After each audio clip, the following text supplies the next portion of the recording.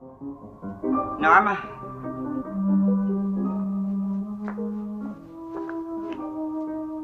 Please paint something cool today. Please paint something cool. Don't paint the sun anymore! Don't paint the sun anymore!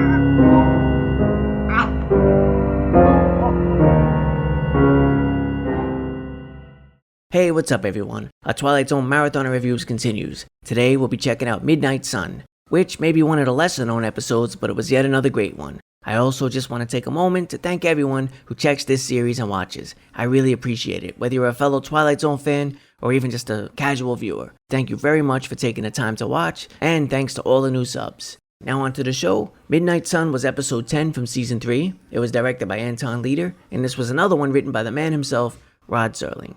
As always, spoilers are ahead. Rod Serling's open narration established a world that was essentially doomed, its inhabitants handed a death sentence. 1 month ago, the Earth suddenly changed its elliptical orbit, and in doing so, began to follow a path which gradually, moment by moment, day by day, took it closer to the sun. The time is 5 minutes to 12, midnight. There is no darkness. The place is New York City, and this is the eve of the end. Because even at midnight, it's high noon, the hottest day in history, and you're about to spend it in the Twilight Zone. So if you're someone who despises the heat and can't survive without AC, you're bound to find this episode a little uncomfortable to sit through. I think everyone at one time or another has dealt with a heat wave, and it can be rough. Now imagine that feeling, only multiplied and with no end in sight. Midnight Sun actually does a great job making you feel hot just watching. This nightmarish story followed a young artist named Norma, as played by Lois Nettleton, and her neighbor, Mrs. Bronson, as played by Betty Garde. Both women were top-notch in these roles. They brought a true sense of reality and grounded this bleak story about a world in its dying days. Nettleton and Garde were able to inject all of the necessary emotions and humanity required for a dark and somber tale like this.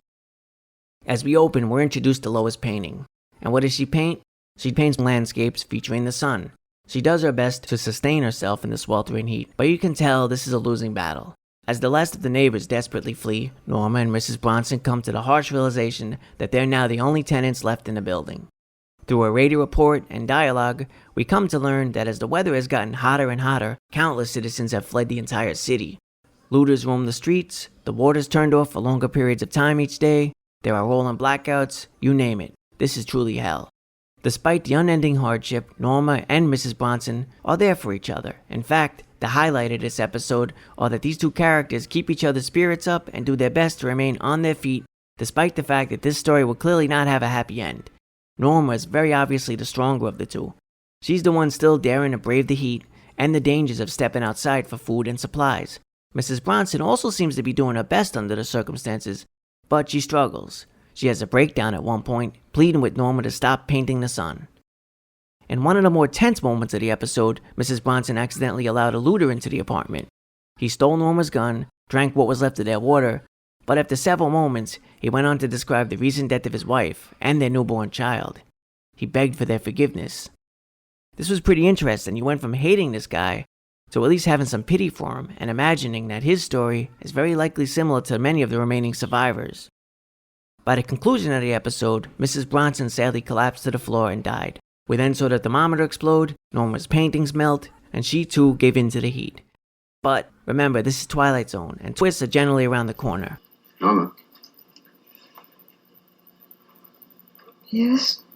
You've been running a very high fever, but I think it's broken now. Fever? So it turns out Norma was only dreaming that the Earth was moving closer to the sun. But ironically, the planet is actually moving away from the sun, so the Earth isn't going to boil, but it will eventually freeze over. Norma tells Mrs. Bronson about her nightmare, and she's even thankful to have darkness and coolness. My initial reaction to the colder weather was actually a bit of relief. Sadly, as reality set in, and you learn that this is simply a different extreme, and that will kill everyone anyway, you're dumped right back into despair. Rod Serling's closing narration summed it up as best as possible.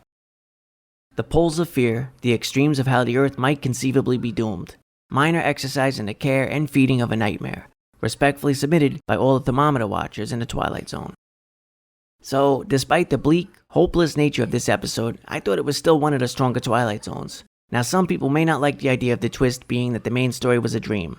I think this is one of those times where the dream idea works. My take is that Norma's dream was almost an escape. She was already living in one extreme, a frigid, permanent winter. So in her dream, she skewed the opposite direction, though maybe a bit too far. So what this episode does is explore how people deal with traumatic situations. In this instance, we're dealing with extreme temperatures. So, some people flee, some people remain put, some people lose their minds, and others struggle and fall into despair. You may find yourself wondering a bit about yourself in a situation like this. It's easy to think, maybe you'd handle things better, but the truth is, you don't know until you're faced with it. Now, obviously an episode like this resonates more during times like this. Fortunately for us, there does seem to be a light at the end of the tunnel. This entire episode was executed very well. The doomed planet that was created here was very believable. According to Mark Scott Zickery's Twilight's Own Companion, this episode was actually shot in 3 days, and on a relatively small budget, so that's quite an accomplishment. Once again proven, you don't need much to tell a good story. I also really like that this episode dealt with opposites and balanced them out in terms of the narrative. In the beginning, we see neighbors fleeing to a cooler climate, but in the end, we hear that Norma's doctor is fleeing but to a warmer climate.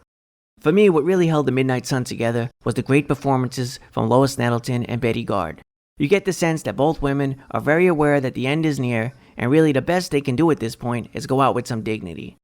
It almost doesn't matter whether their ends come as the result of a sun-scorched planet or the frozen grip of winter. Ultimately, they are doomed, but again, they're at least trying to go out with a sense of human dignity. If anything more positive can be gleaned from this episode, perhaps it's that humanity's will to survive is quite strong, even when faced with the very worst of circumstances, and that alone is powerful. Though it does beg the question, if faced with a traumatic nightmare, how would you survive? And can you do so while maintaining respect for your fellow man? So that's it for me. Obviously, this is another Twilight Zone episode that I highly recommend. I give this one 4 out of 5 scorching suns. Let me know what you all think of this one. I'm really interested to hear it. Please feel free to comment below. Don't forget to hit like and hit sub. Thanks very much, everyone. Later.